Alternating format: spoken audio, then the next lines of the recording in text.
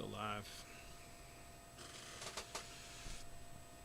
You hear that one?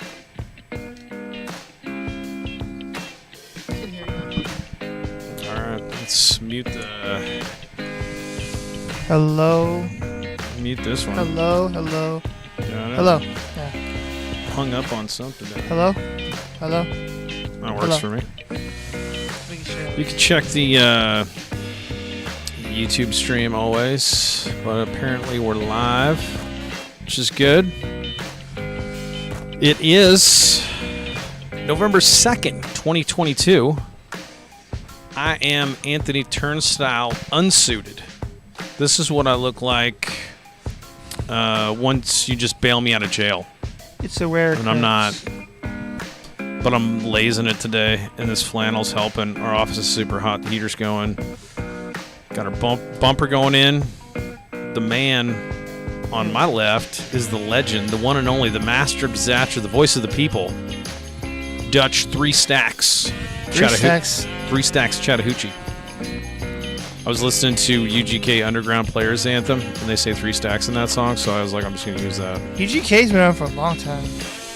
Well, Bun B's still around, but the other gentleman passed away, sadly. But did not know that. Yeah, Bun B's great. I've seen Bun B in person, man. That guy's just a showman, great rapper. Lyricist, as they say, but road mapping for today. I've never heard of a single song by them. I'm just aware of their International Players Anthems, where you start. Their music. That's where you start right there. It's International Players Anthem. But what else can I tell you, man? My cat survived the weekend going to the emergency room. We got some Major League Baseball. Went to Nelson Wolff Stadium, watched Game 3 of the World Series with my piano teacher, Jay Frill. He's a Cincinnati Reds fan. Oh, shit. And he's in your corner. He's rooting for the Phillies. Of course, man. And McCullers got touched up. We'll talk about that. That's on my roster, at least if anybody's tuning in. Roadmap, World Series pitch tipping is a real hot topic. I actually didn't even Google or see anybody talking about that. Every baseball person, that's what they were probably thinking when they saw Bryce Harper call over Bohm to talk to him, and then 5 dingers. So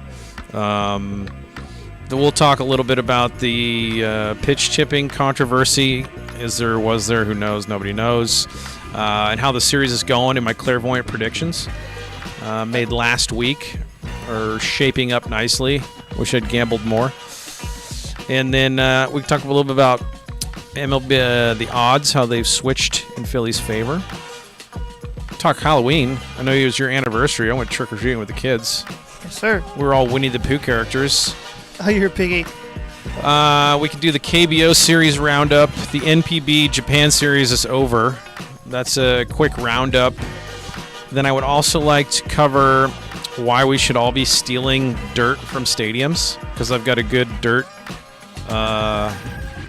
stadium stealing story from Jay Frill.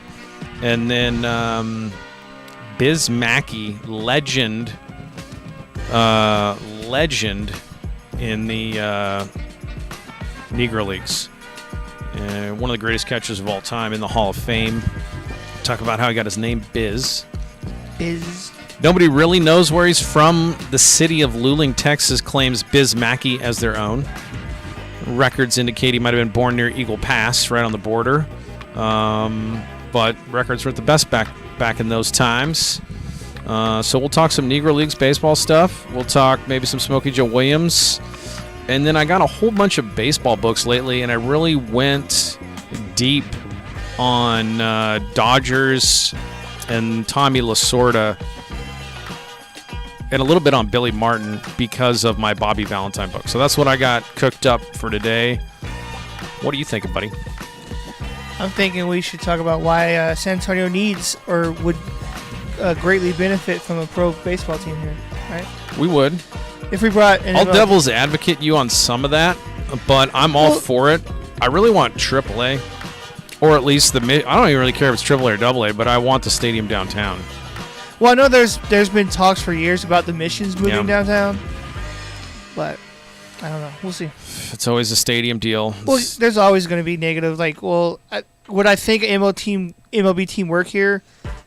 Yes. Is it going to happen? No. I don't know if an MLB team would work here. I believe it would. Oh, man. I don't know if we might turn into like the Rays with attendance. I mean, we don't. The Spurs do good. I don't know why they put the AT&T Center way off of downtown. Yeah. But, yeah, I don't know. I'm not sure the demographics. I think we definitely pack the house on a good like AAA or AA stadium. I don't know if we're doing 20,000s every night for MLB ball. I'm not sure. But I'm rooting for baseball. Well, I tell you what we do pack out is an LMB team. Liga Mexicana Baseball wants to expand north of the border, and we'll be the Blue Jays of the LMB. That's always been my dream. That's like I'll give you my reasons why I think an MLB team will work. Okay, that's awesome. You can agree, disagree. Obviously, we'll have to. You always got awesome takes, so we'll have to state facts, numbers and stuff, because that's obviously a factor in getting a team. Yeah. You want to sell games, but well, we'll definitely make the push. You always bring it good. That's a good topic. What else you got, bud? That's it. Talk about World Series and then the MLB team. World Series, the MLB team in San Antonio. Because I feel like those two topics will take up a bit of time. Not a lot of time, but take up a good amount of time. Where for me throwing in another one, wouldn't have time. I like to give you your run because I'm such a hot air windbag. It's tough for me sometimes, but I do truly appreciate you, buddy. How's school going? Because for people that don't understand how hard you're working, you were doing all this full-time school and working hard, and now you're just still going full-time school, which people are like, oh, that sounds no, it's not, dude. They give you a bunch of dumb homework assignments. Well, especially since and I don't mean they're dumb, but I mean it's in the end of the year, so a lot of work is picking up. Yeah. Like right now, my screenwriting class. I'm starting to work on my full-length film. So we don't gotta write the whole script, but we gotta write at least 30 pages. Oh, I didn't start audition. Let's do that. So that's 30 pages of dialogue. All right, quite a bit. Let's do record. All right, folks, welcome to episode 27. For those of you that just tuned into the audition part of the broadcast, I just started it. We just gave roadmap. We're talking all kinds of fun baseball stuff today. That's all you need to know. Maybe the audition people want some bump music. There we go. How's that? Oh,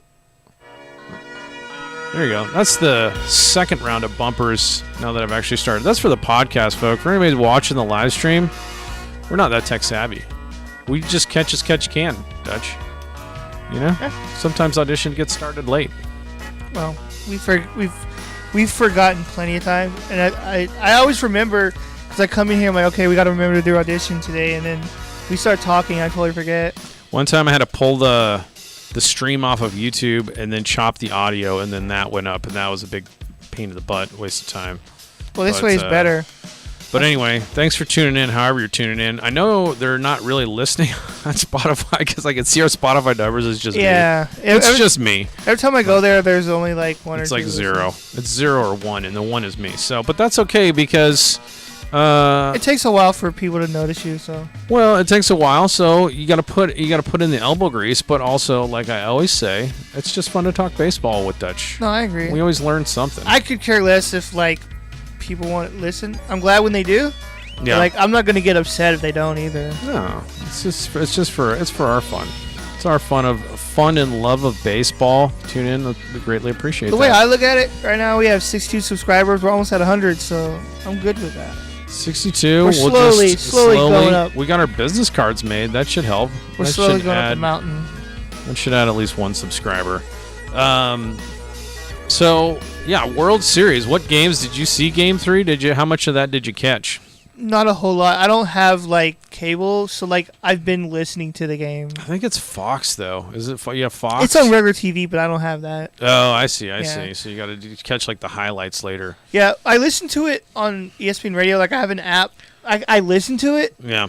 Which I love. I still love sports radio. I love listening to the game. Yeah. Because the people that call it, you really have to put people that aren't there. Yeah. So they do a good job of that.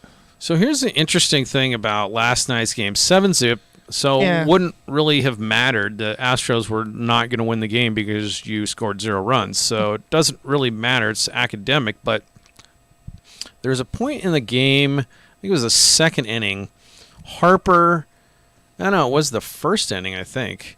Harper hits a 2-run dinger.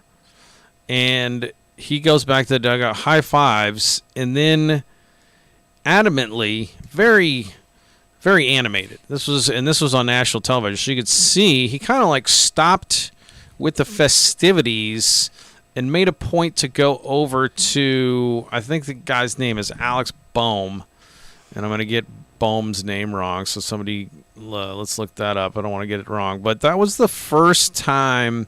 Are you talking about, Bohm? Alec Bohm, yeah. Yeah. Alec Bohm. It's not Alex, it's Alec. Yeah. Alec Bohm. So ALEC. Alec Bohm is in the on deck circle, and Harper adamantly goes over and says, hey, dude, come here. I gotta tell you something. And he leans down so he could whisper in his ear, and he whispers something to him. Inning ends, and then the next inning, I think Bohm hit a homer. And so for just baseball, like the times, all the baseball games you've seen, that conversation typically does not take place unless you're passing some sort of like good secret info to that hitter that he does not presently have. Like, I want to give this to you before you go up to the plate. And that's very well might be tipping pitches. I saw something on him when he waggles his glove, it's going to be the slider. Whatever you saw, you tell that guy on your team. So that little theater, that little drama we saw play out with Bryce Harper telling Bohm some secret and then Bohm hitting a dinger had everybody thinking, dude, they saw something on McCullers.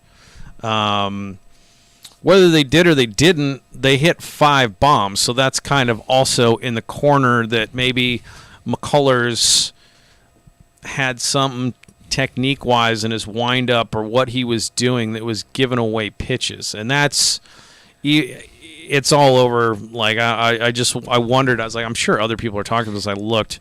And it's all over the place. People are like, McCullers is tipping. And then I think maybe somebody said, no, he's like the Stros, like he's not tipping, or the Phillies are not tipping. So the counter to that, he's not tipping, because I started thinking about that. One thing is the way Harper did it, where he was like, dude, come here. Like, I'm sure most of the Astros bench saw that. I mean, we all saw it on national television because it was like the camera was focused in on it happening. But everybody within the Astros organization knew immediately within an inning or something. I don't know how they're like, dude, the Harper passed the secret to Bohm. He saw something. And so if you're the Stros, you'd have to think whether the pitches are being tipped or not. It's like, I think they got something on McCullers. And people were like, well, Dusty Baker didn't make the change at that point. They'd have to go back. They let him go for, 4 more dingers. But if you do have a secret on a pitcher, because that was so obvious, it's really valuable. I don't know if you're Bryce Harper, if you want to be like screaming in front of the stadium and the other bench like, dude, let me tell you this massive, huge secret that's going to help us win a World Series ring. You would be like, dude, come here. Yeah, I wouldn't make it as obvious. Yeah, like I have played on teams where we've passed that sort of thing. It's like, dude, watch when he comes with the balls around his back, his fingers are apart. It's a fastball. If his fingers are together, it's a curveball. And you just kind of like down low it so they don't change anything. So I don't know. Harper's a pretty veteran guy. The only thing that tells me they weren't tipping, or it was something else technique-wise, or something he noticed that wasn't tipping pitches,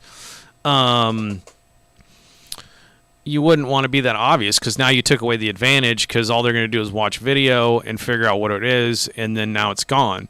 When if you didn't let the secret out, which everybody now thinks, because he was so obvious with his secret telling, they're going to fix it, and then if McCullers comes in again, you're not going to have that advantage anymore. So maybe in the excitement, like it's not a rookie mistake, so to speak. He's not a rookie or anything like that. But I'm just saying, like, that's really valuable information at this stage of the game if you have a tip on a team's pitcher, especially a starter. So, like, maybe McCullers starts. That's like 2 wins for you because you can just go tee off on him because you know what's coming. So that's kind of the Lance McCullers controversy.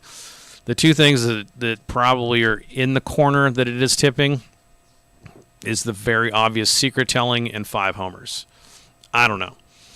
But, and I don't know. Do you want me to go in more depth in the sorts of like, quote unquote, tipping of pitches that you can see as a batter? Because it's kind of hard for like us watching TV because it's an over the shoulder cam. You honestly, if you wanted to see what McCullers was doing different, if you could just get the behind the home plate cam for each at bat and see what the hitter sees, that's where you would be able to see the tipping. Sometimes you can see it from behind them because it's how they hold their hands or something, but that's that one. But it can be anything, buddy. I saw there was this guy on Twitter that posted a picture of the different pitches. You can see like his hit where the glove is positioned on his hand. Oh, really? Too. So yeah. People are starting to dissect what they think it is. Plus his leg kick is a little higher. So it says the left is a fastball and the right is a breaking ball. And if you look at the picture, we can't see it on the live stream, but see where the glove is positioned like further over his hand. Yeah. And you can kind of tell what pitch is coming. Yeah.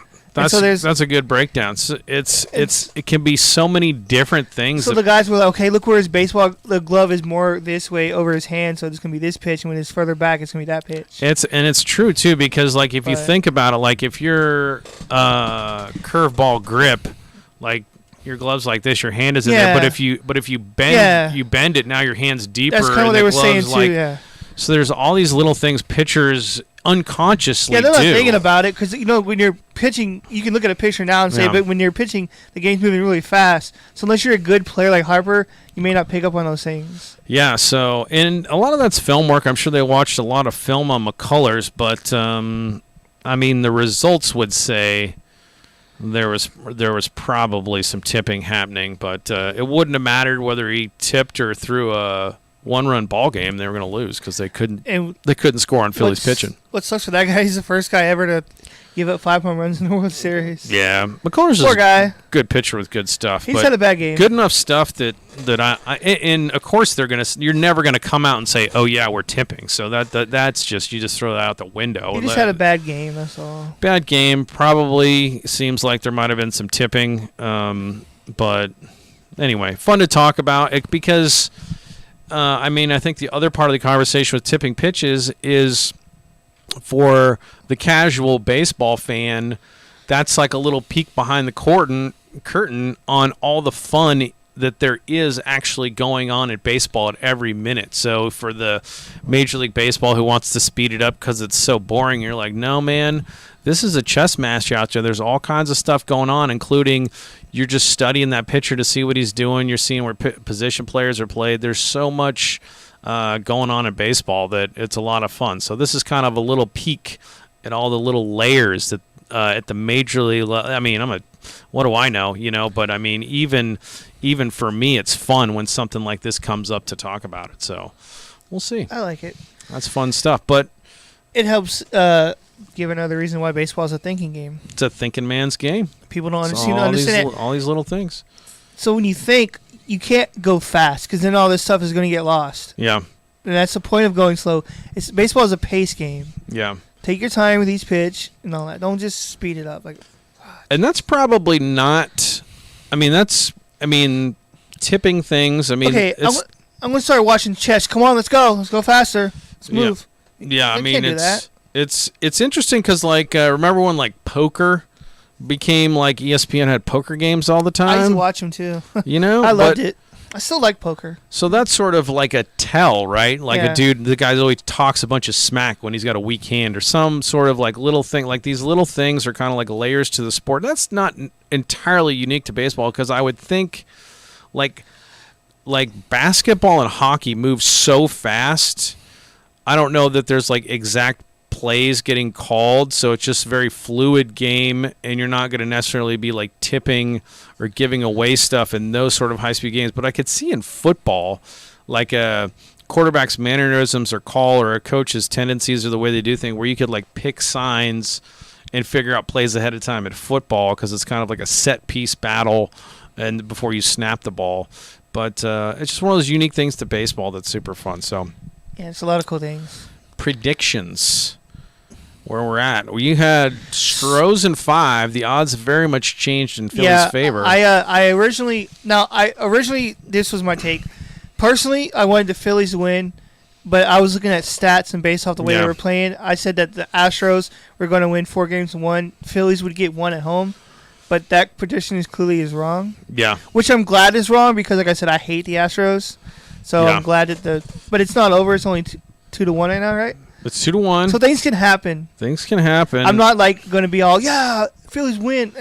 I'm going to take it easy because I know how baseball is. One team can have a bad game and come back and go on a run. So you got to be careful, running that mouth sometimes. I was like Mike Blowers level clairvoyance because I said Phillies in 7. I always believed it primed to be a 7-game series, and the reasons for it, why I thought that would be, are kind of, at least in the first 3 games, proving to be true. So the first one is like Mariners are a pretty young team. Yankees got some holes, also actually kind of young dudes, a lot of them. I mean, I guess Judge is a veteran, some of those other dudes, Donaldson, but like it just seemed like they weren't obviously ready. They got swept out. But when it came to the Phillies, I was like, nah, I understand on paper the Astros look really hot right now. They look like they're a great team, and they got everything and no holes. But, man, the Phillies are going to give you veteran at-bats. A lot of good at-bats in that lineup. So also, did you see the whole thing about Verlander? He gave the Philly fans a finger. Yes. And the bus window was busted somehow.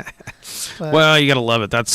That's like just giving Philly fans what they want. They love that kind of stuff. Philly fans are known for being crazy. Yeah, you gotta give them the bird or whatever. I thought that little story was kind of cool. Verlander was like, well, he was smiling when he did it too. So I think maybe it was like the perfect like Philly jest. Verlander seems pretty laid back dude, but he doesn't care.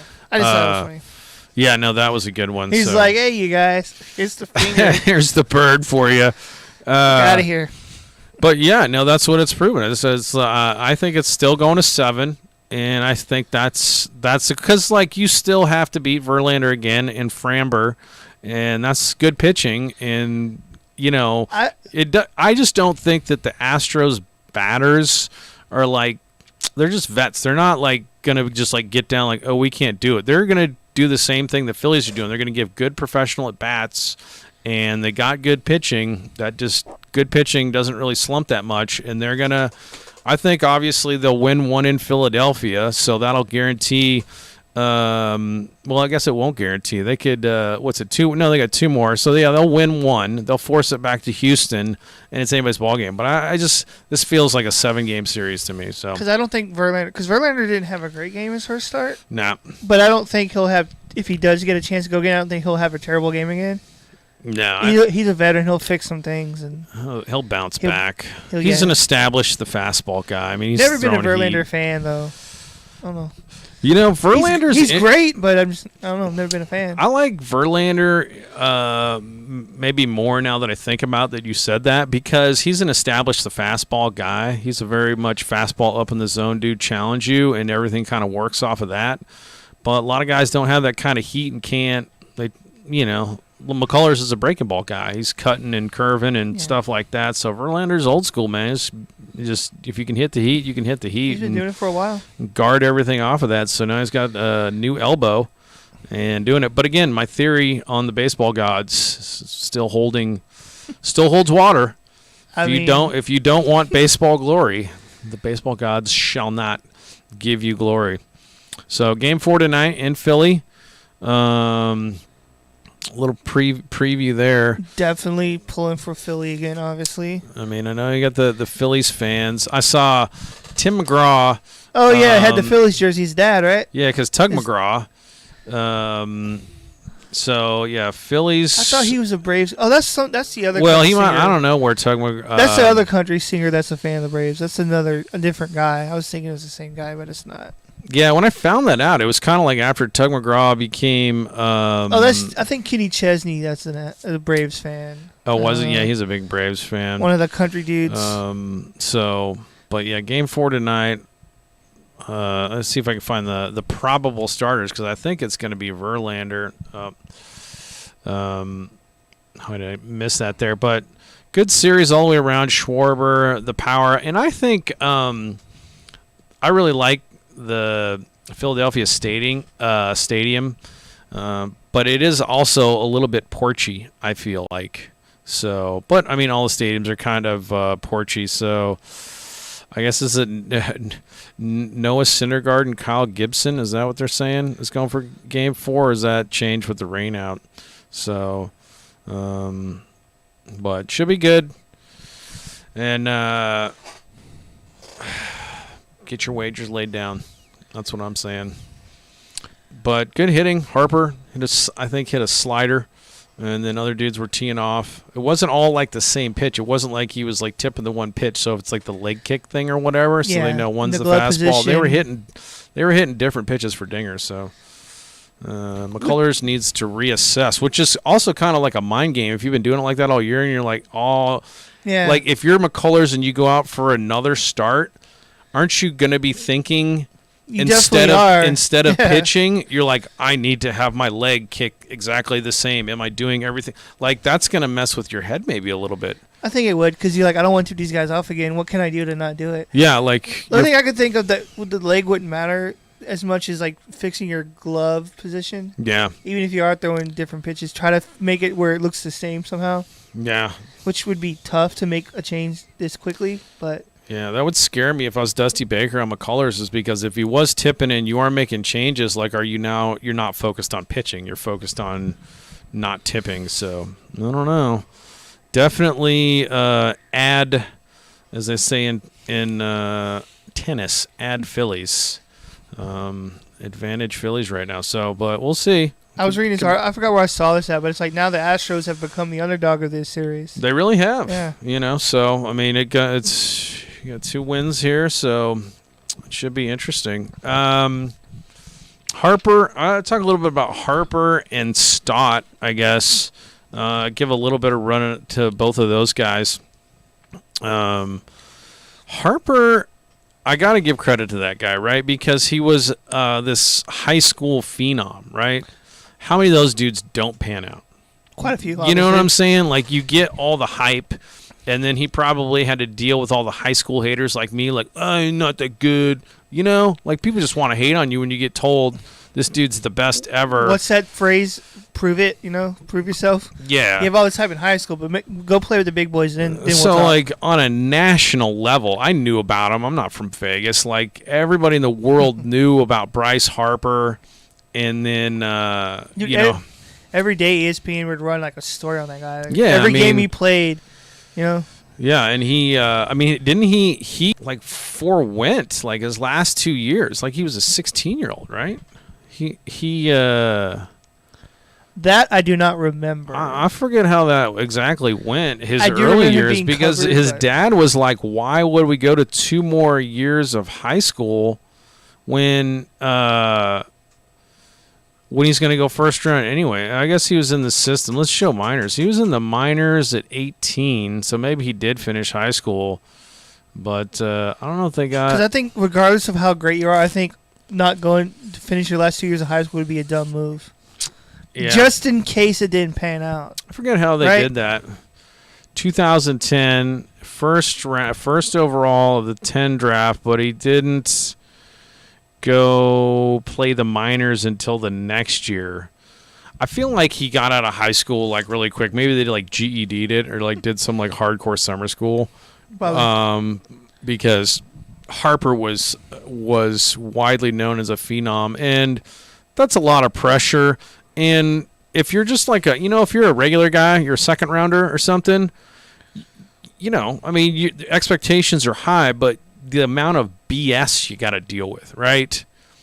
Harper had to deal with extra BS, and I think he's pretty much been a class act his entire time. So, guys won flipping, what's that, 3 MVPs?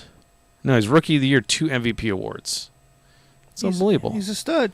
Dude's a stud. So, clearly, He didn't come into the league and crumble. Yeah, I mean, there's a lot of dudes with all this hype, and they can't live up to it, or they're out, or they're just like mediocre. They're like 260 hitters. They go to the pros, or they get they get to the minors where the game is faster, and they just can't adapt. So tip the cap to Bryce Harper and his story, coming out, and doing all those years. Pretty interesting. And one thing they said on the broadcast last night, I don't know if you knew this. I never knew this. I think he was in the Nationals, like minor league organizations. He was kind of slumping. He went to the eye doctor, and they're like, "Dude, you're like terrible vision." So he was already the best high school player ever, and then they're like, "Dude, you'd have been even better if you could actually see." So he got contacts, and he just started hitting again.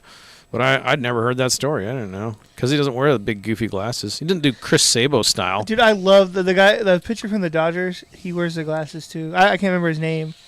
Well, there's a handful of guys. Yeah, I think it's cool. Yeah, I'd wear them. Get the rec specs like Chris Sabo. It's kind of intimidating. Yeah, I think it's a cool look. It is a cool look. I'd rock them. I mean, Ricky Wild Thing Vaughn, Major League, he wore them. Put a little crossbones in the middle. Yeah, you got to get those. So, yep, Harper is a lot of fun to watch. The other Philly player that's a lot of fun, so I'm just more versed in watching, I guess, Astros at bats.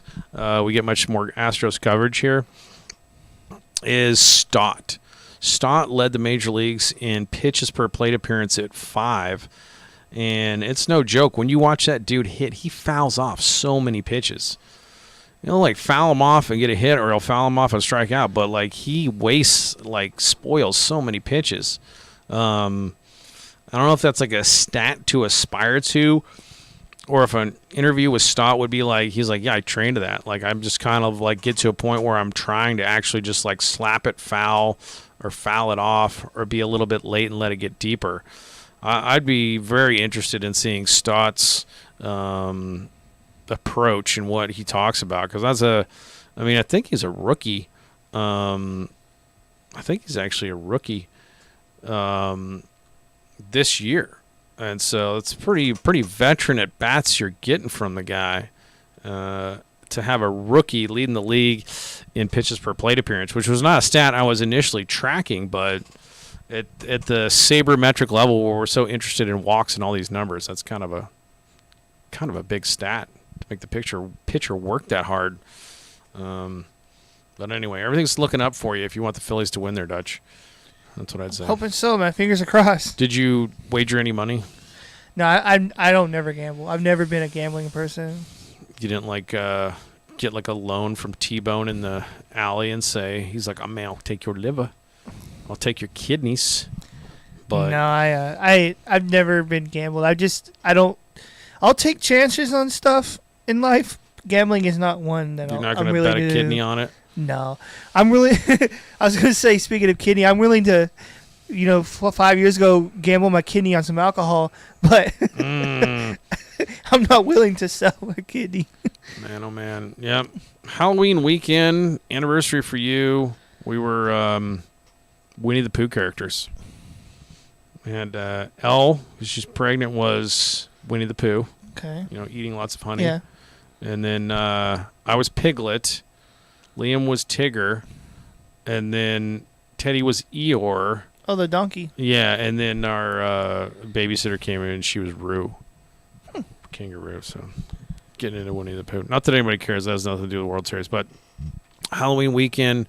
And the only other thing I would say, watching that last night, I got together with Cincinnati Reds fan by the name of, I'm just calling him Jay Frill. Go ahead, bud. Before we continue, I just want to say my anniversary was great too, by the way. Yeah, let's give us a little insight into the life there. We went to dinner at this place called Cover 3. Yep. And then we came home and had a little... Cover 3 sponsor. Had some wine and cheesecake. Yep. Little after dinner. Cheesecake, huh? Dessert. Was it a flavored cheesecake? It was a variety pack. Okay. It had different... It was like a cake, like a little circle cake, obviously. And it was split up with different flavors. Man. So we had some wine, had some cheesecake afterwards for the little dessert. 8 years. You've made it longer than I have. My first marriage, it's gone by fast, honestly. Maybe 4. Hasn't seemed like 8 years. Me and Elle are trying to make a go of it. Hasn't seemed like 8 years. It's gone by fast. Man. So Marriage. Fun times. I love it. All right. So that's the World Series. I guess if you had dealer's choice before we get to San Antonio and Major League Baseball, I could do quick KBO NPB roundups and then why we should all steal stadium dirt in a good stadium dirt dealing story. Are we going to get arrested? Well, I encourage people to do that even if they get arrested. That's how important I think it is to acquire dirt from certain stadiums. Put it in a little jar. Yeah. Just keep Honestly, it in. Like, I would have like a little display up here with just jars of dirt. Like, this is from, That'd be a cool relic to have. Just take something from a stadium and from Sixto Escobar Stadium or something in Puerto Rico. That'd be great. That would be the best. You'd have that jar. You could remember I'm that. sure if you were like, hey, can I just take a little sprinkle of this off the ground real quick? I'm sure that people wouldn't care. And if they say no, you take it anyway. Yeah. You don't take no for an answer. I've got a technique that I'm going to share that's going to be crucial to us acquiring dirt. Getting dirt. But KBO NPB roundups. First off, the KBO, or I'll start with NPB because NPB is over. Oryx Buffaloes are your Japan champions. And there's been some awesome games, but it really came down to the team with better pitching. Like Oryx was a pitching-centric team. They had some clutch hitters, but if I can find my little feed here, they had and this guy's posting or asking to be posted. I'm not sure how that works. I think asking to be posted doesn't mean you're going to get posted in the NPB because I think this guy's got some years left. But if you're interested, Yaku Cosmopolitan is really covering baseball on a number of levels. If you're interested in Japanese baseball, but if I can find this bomb, it was like a game-winning walk-off upswing dinger. This is not the guy, but this guy's. If I can find the ding dong, nope. No, that's a good one. But yep. So Oryx Buffaloes, Matsutaka Yoshida, absolute bomb. Look at how many people there are at that They game. just Holy all shit. jumped up. Yeah, that was big. You know what was crazy about the Japan series is I forget who it was. It might have been like Hanshin, and I'd have to go back and look at basically their ALCS, NLCS, and one of the stadiums wasn't even that full. And I was like, "What's the deal?" And I like tweeted one of the dudes who's like over there in Japan who covers this stuff. I was like, why is that stadium not full? This is basically like the NLCS, And he's like, man, ticket prices are expensive. There was a ton of seats. But it looks like the series, the Japan series itself was total sellout. So Of course, because they care about their baseball there. They do, but I was like, man, I'm surprised that the playoffs did. But Yoshida's asking to be posted. I'd have to look him up to see if he's done his 9 years in the NPB. But it's here's another shot.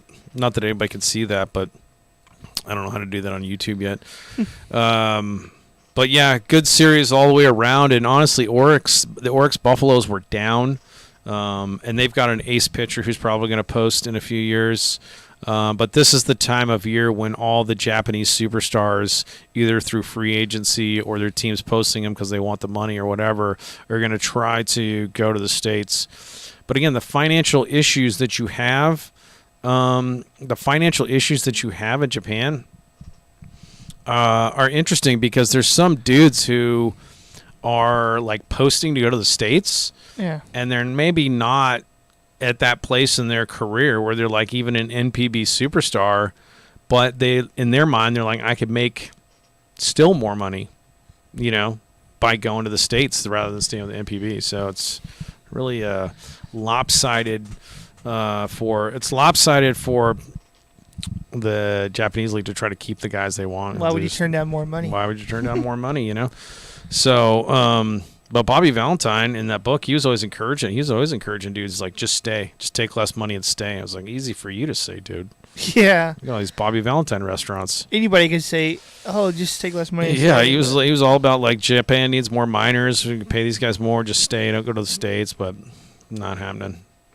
So that's that. KBO is in the midst of their World Series, which is fun. COVID, we all got introduced to KBO. And much like MPB, you can have a few foreigners on every team. And it's the Kiwoom Heroes versus SSG. And I don't, but Yasiel Puig is in the World Series of KBO, which is kind of fun. He was awesome. Do you remember? He was with the Dodgers, and then he kind of bounced around. He was with the Reds, but I remember him with the Reds because that one time they wore the sleeveless baseball jerseys. Yeah. His fucking arms were jacked. He's so huge. I don't know if he's still the same way. He's right up there with like a Bo Jackson level kind of athlete. Like he can kind of do everything. But Puig is over there playing right field, and he absolutely hosed the guy. Absolutely cannon arm. Like, Alfred, you're going to throw it from right field. You're going to, like, bounce it to the plate. That didn't touch the ground. It was like Roberto Clemente style hosing. One throw. So that's going on in KBO. Series tied 1-1. Vladimir Guerrero had an arm, too. Oh, my gosh. Did he ever? He could sling it. I don't know what it is about Expos right fielders. Ellis Valentine, Vladdy Guerrero. Those are some cannons. Some very talented right field arms. Something about the magic in Montreal that was taken away from us.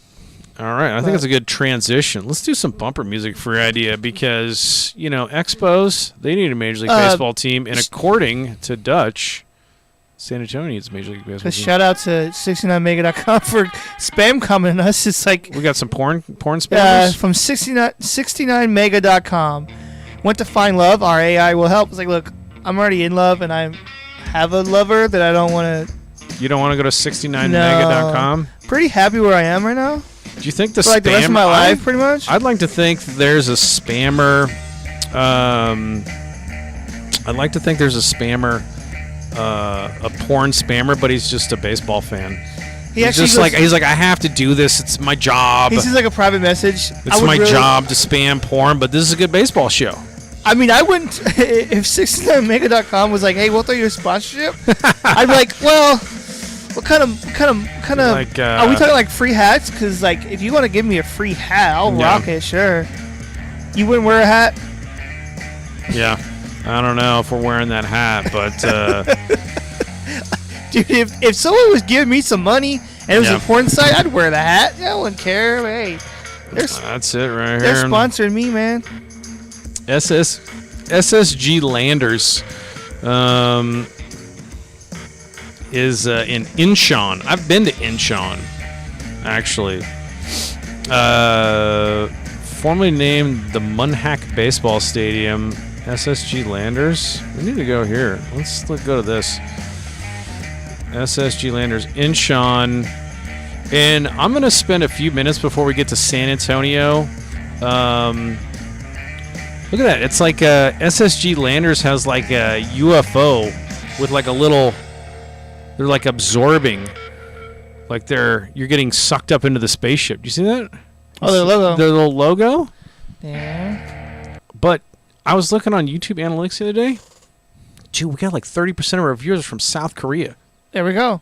So let's give a little bit of run here to SSG Landers. Like Japan, they have the sponsorship. They were, I guess it was. They were the SK Wyverns. That's why I didn't know who it was. So SK Wyverns I was familiar with because that was like the COVID season. And then Shinsegae said it would acquire it. Baseball club owned by the SK Group and sought to boost the marketing. So this is a team that has, I think it's the same stadium. They're calling it Incheon. It's just a name change. But guess what the field's called where these guys play? What is that? Incheon SK Happy Dream Park. Happy Dream Park. Do you want to go see a game at Happy Dream Park? I want to go see it. I want to have a happy dream at Happy Dream Park. Happy Dream Park. That tells me they're probably going to win it right there. Are you kidding me? That's the place to be. Where's it located? Incheon's kind of over on the coast. Okay. Here's what I'll tell you about Incheon. Here's an Incheon Marine Corps story. So, because I've been to Incheon, there was an amphibious landing at Incheon as part of the Korean War. This was tactically planned because it would cut off the communist North Koreans, and really it was Chinese troops kind of like fighting this push into South Korea. And I believe it was Douglas MacArthur and all that. It was like, we can chop off their lines and come in behind them if we land at Incheon and get behind them. And when I was stationed in Okinawa, we would do these things that were like learning packages where we would do battle studies. And so it was always like a couple lieutenants in the unit would have to like come up with what's the battle study going to be. And we were doing a patrolling package up with the Korean Marines, the Rock Marines, and so we were down south by like, I think it was Pusan, and we were patrolling down there, and two guys went up to Incheon to coordinate a boat, and like so we could like sail out in the bay and see where the amphibious landing happened, and then like look. But it's the greatest military battle study ever because they couldn't break free from all the stuff that they rented and coordinated was meant to be for normal like tourists in Korea. So when we got to like off the train station, we got on this bus, and the dude who was trying to tell us about like Hill, 424 was like wrestling with the mic with the bus driver who was telling you about the Korean communities. It was like a tour? Yeah, it was like the bus guy was like, in his mind, I'm giving you a tour of Korea. And the lieutenant was like, let me just grab the mic for a second to tell you about like the battle that happened at this hill. So it was just a comedy of errors on the bus ride over to Incheon. And then we all get off. So there's like 30 Marines. We're just like sitting there wearing like shorts and polo shirts waiting for this boat. And we're already kind of laughing because it's been a little bit of a debacle. And then up comes the boat. And you can hear the boat coming because it's got like tons of dance music. It's like, and up comes the boat, and there's like three scantily clad Russian women dancing on the boat. And the only boat that these dudes could get for the, for the Incheon battle study was like a booze cruise. So it was just a boat. I bet that was fun though. Yeah, it was just a party boat. It was great. So we just like drove around. Let's get drunk. Off the coast of Incheon, trying to battle study, but really just had scantily clad Russians dancing. So shout out to, I think it was Lieutenant Younger and maybe Tony Johnston, but whoever, legendary greatest battle study of all time. But that's what I know about Incheon. So now we know for our Korean viewers, which is 30% of our viewers, SSG Landers plays at Happy Dream Park in Incheon. Now you know about it. Famous amphibious landing. But series tied 1-1 there in KBO. So keep your eyes on that. Puig's on Kiwoom. That's their World Series, right? That's their World Series. That's it. The final. This is for it all. Final series. That'd be a feather in your cap, especially if you're SSG and you got this alien ship that's abducting everybody. You got a championship the first 2 years you own the team. What do you think of that? That's pretty great. It's like we came here, we took over right away. But they've been around since 2000. Yeah. Anyway, that's what's going on. Can you believe that 2000 was 22 years ago? It just feels like yesterday, buddy. Dude, there's people in my freaking acting class that weren't even, they were just being born when I was in high school. That's so crazy. It's wild, dude. It's nice to be old. They found out that I was 36 and they were like, "Oh my god!" Yep. They freaked out. They're like, "Oh, they were just." Yeah, I was like, just gotta go, man. Just gotta embrace the elderliness that I have, and I love it. So yeah, get into other baseball leagues if you're not down with the World Series, or if you are, and then we're gonna start going nuts, or at least I'm gonna start going nuts on the winter leagues. I've hardly watched any NFL. I'm just going so baseball crazy this year. When do winter leagues usually start? They're going right now, some of them. Start now? Yeah. I think the LMP, Liga Mexicana Pacifica is going on. I think the Dominican League is going on right now. So what you're saying is there's baseball 24/7 on 24/7 if you look for it. You don't never have to stop learning about the game of baseball and all its fun. But if you like laying on beaches and going to sunny locations, I got to work on my Spanish. But I mean that's where winter ball is, man. It's all these nice spots, man. Go to Puerto Rico, lay on the beach, check out some baseball. Hell yeah, that's what I'm talking about. You can always watch it. So I wish there was a baseball channel that had all the leagues at all times. We'll start that channel. So no matter whatever league is going on at that given month or time, you could watch it live. Yeah. So if you want to get up at 6 a.m, watch Japanese League, there's that.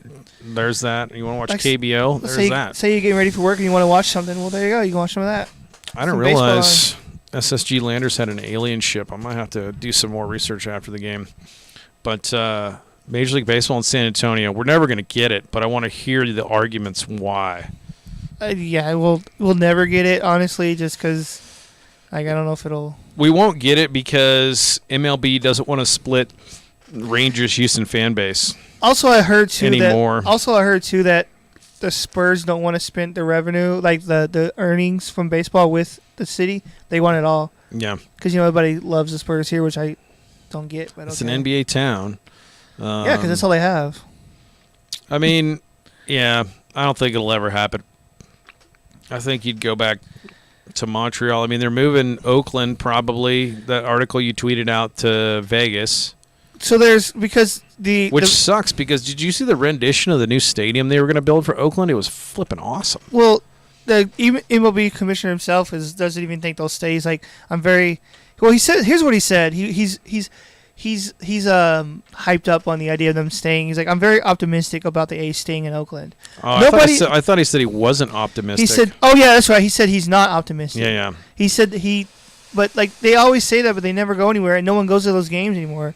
Yeah. So the two teams that should probably move are the Rays and Oakland. So those are the two teams that would be cool if they came here. That would be cool. Because no one goes to those games. Because in terms of like, what do you call it?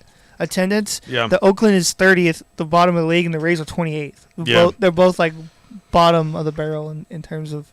Even when the Rays they're like a playoff team for the last 4 or 5 years, and no one still goes. Nobody goes.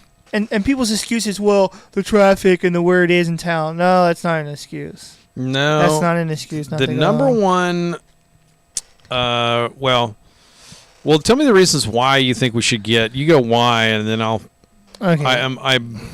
The roadblocks are many, but so my reasoning for the reason why I think they will have so obviously we have a huge Hispanic population here, 64% Hispanic population, right? Mm-hmm. And they love their baseball league in Mexico. Oh, Liga Mexicana Baseball is coming back to Nelson Wolf, so yeah, and those games all sell out. Like if you could have a team here where you live and not have to drive down there, that would help. So like. They love baseball, so I know we have the Missions, the minor league team, but if we had a pro team, people would come. Yeah.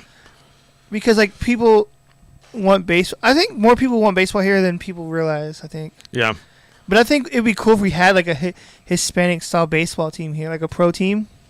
Well, San Antonio loves the Mission, so I mean, I think if you have a Major League Baseball team that kills the Missions, right? That's another thing that I was going to say for the negativity of it is because there's a minor league team here. I don't know how that would work with a pro team. I don't know if you could do that. Yeah, that's what I'm saying. I mean, if you're in New York City, you can kind of do it. I know there's like A-ball affiliates kind of like around the city, but I don't know if San Antonio is big enough to. I think that kills your minor league level, so you have to make a commitment. Plus, we're the 7th largest city in the U.S., I mean, it's a massive city. So, like that, you have the people here, and I think they would have something, a sports thing to go to when basketball's not around. Yeah. Even though basketball, the season starts while baseball's kind of going on, I guess. Yeah. Towards the end, but I think the 7th largest city in the U.S., people would go to those games. They'd want something to do, especially like on a Saturday or something. I think people would go, at least for the first season. I think, but long term, I don't know, but. I'm just really hyped up on the idea of a team here. I think here's the one thing I think you would get is is because people will go, they'll drive over to Houston, go to a Astros game, you know, so like you would get everybody from Austin. I think that's one thing in favor of how big that city is growing. I mean, they can go up to DFW and catch a Rangers game, but I think we'd be close enough that it'd be worth that hour.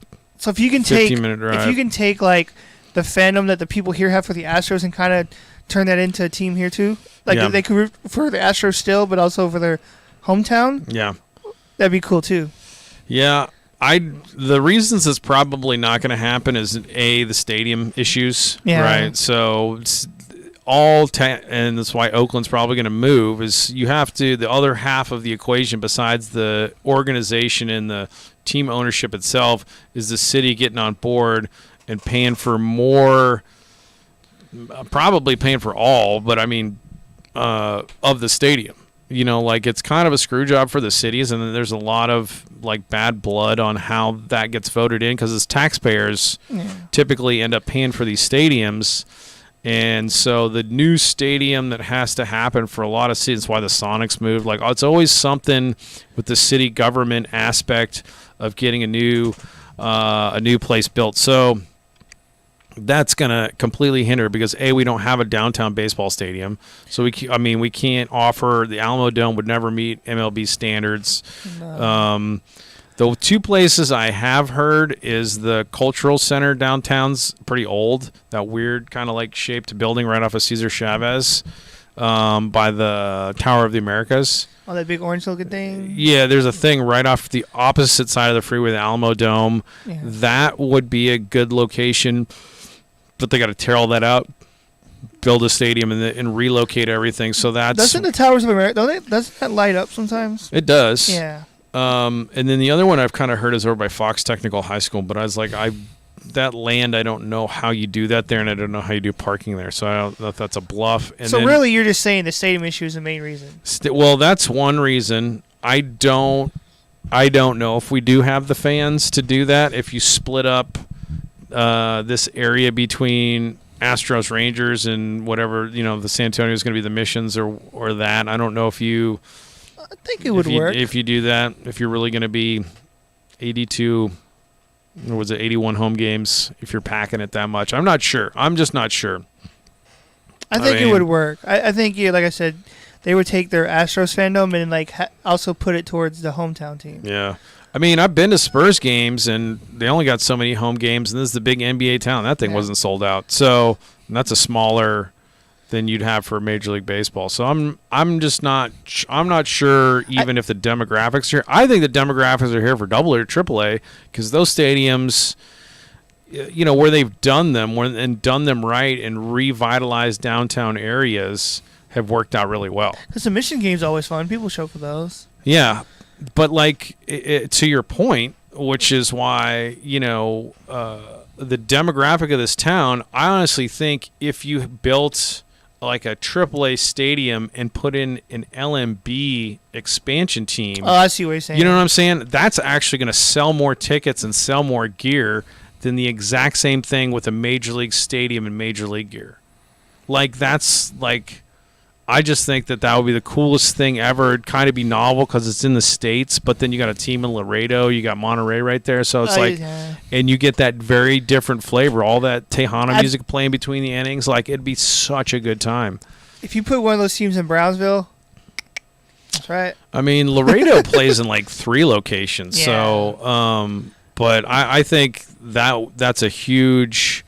And I think Major League Baseball has a relationship with the LMB and subsidizes them. I'm not sure exactly how that works, but I was like, if you wanted to just crush it in San Antonio, put an LMB expansion team in. So but that's what I'm saying with you. You're saying LMB, but if you had a pro team, they would still show up even if it wasn't an MLB team. Yeah, but I think that would also kill the Missions. The LMB, like an LMB expansion, like the Missions are going to have to go. That's the thing that's like so hard to get around is the Missions. Yeah, so which kind of sucks because I love the Missions, but like I also want a pro team. But I think it's a pipe dream too. I think LMB is a pipe dream too. Like nobody in that league is going to listen to me. So even though it's like the greatest idea ever, they're not going to do it. So build a new stadium downtown, throw the Missions in it. That's what and because that would draw great. That's good baseball. That would sell out. There's been talks forever about that. Yeah, that's never gonna. I'm not saying never, but it would be sweet if it did. I mean, we lost. Did we lose it for a year? I forget. They went to Amarillo. Then we got the Brewers AAA for that one season. It was all weird. But speaking of stadiums, here's why you should steal dirt, and here's how you do it. Jay Frill, when he was a little kid, this is like early 90s. Oh, I forgot to mention the history of pro baseball in San Antonio. But it's okay. No. You go ahead. No. This does not trump baseball history, buddy. Let's back up on that because we can talk about. Which was also tying into my pro history of baseball here. Yeah. So why MLB team would be a cool idea. Because I know back in the early Barnstorm days, a lot of teams would do spring training down in Texas. Yeah. So I know in 1884, a couple years ago, clearly, they had the San Antonio Sunsets. The San Antonio Sunsets? It's a great name. They play the game as the Texas Baseball League, which has been going on fucking forever. Yeah. But I thought that was kind of cool. There's, like I said, it's been happening since 1884. 1884, the San Antonio Sunsets. So, yeah, in 1888, they became a charter of the Texas League. Was there anybody on the Sunsets with one of those funny, wacky 1800 names? I'm not sure. I'm not sure. Soda boots. I do know that in 1888 when they first became part of the Texas League, they dropped out. The first team dropped out of the league because they were 6-27. They dropped out. They were get killed. But no. My goodness. So I guess they moved to Austin and then they came back and they became the San Antonio Cowboys. San Antonio Cowboys, all right. They're good at theme naming. Yeah, so they were a team called the Austin Senators, and then they relocated here and became the San Antonio Cowboys. There you go. Those are all good team naming. But there's a lot of history on this. I don't want to go into too detail and go forever. Yeah. I know. I know they used to do spring training here. Yeah. There's some really cool pictures. There was a picture I found of Babe Ruth when he was here because it was I guess San Antonio and the New York Yankees played the San Antonio Indians, I guess, in an exhibition game. They did. There's in 1930. So, if you go to the Menger Hotel downtown San Antonio, there's some really cool black and white photographs all over the walls, and there's some of all the. Yeah, that's probably it. That one's down there. So I think the Yankees stayed at the Menger Hotel, and there's some really cool photographs there. But don't let me forget to then talk about if I can find it. Meiji Jingu Stadium in Japan because Babe Ruth played in that one, but so did Biz Mackey. I didn't realize that the San Antonio Missions at one point were part of the Dodgers organization. I had no idea. The Missions, yeah, they were Dodgers forever. I didn't know that. I thought they were just always other teams, but I didn't know they were Dodgers. I knew they were Brewers and Padres, but I had no clue they were the Dodgers. Yeah, they were Dodgers for the longest time because that's how Fernando came through here and Oral Hershiser. Yeah, and, in 1977, they became. Yeah, Ron Say, they had tons of dudes. There's a picture with Hershiser and then Venezuela right there. Yeah. So that's kind of cool. Yeah. So they didn't switch until what? Yeah, 2000 is when they parted ways with the Dodgers. So they were since 77 to 2000, long time. Yeah, the longest time. I always remember them being the Dodgers, which kind of makes sense because I want to say the other AAA, they had AAA Ogden or something. I forget what it was, the PCL, but then Albuquerque was, I think, PCL for the Dodgers. So I'm really grateful that we have the Missions here because it's kind of cool to have a team, a pretty much pro team to watch. Yeah. I got to go back and see where I think they always were at Nelson Wolf. I guess being from Dallas, I got so used to having a pro team in every sport that when I moved here, I was like, why isn't there anything but basketball here? Yeah, why is that? But technically, the Missions are pro because they're pro players on their way up. Oh, yeah. So, the Missions, you get to, every game I go to is fun. You get to watch good players play. They were auctioning a Tatis jersey last night if you wanted one. Yeah. I know there was one game where I couldn't go to because it was last year because I had to something. I either was in school or I was working, but they gave away the first so many people a Missions Fernando Tatis Jr. jersey. I'm opening a 1997 pack. Oh shit! Of San Antonio Missions cards. Where'd you get these at? At the stadium last night. Oh, they sold them? Yeah, the book or the pro shop or whatever, the shop was still open, so they had this year's team, but then they had this old 97 team. Ooh, so we'll see. You might get a hidden gem in there.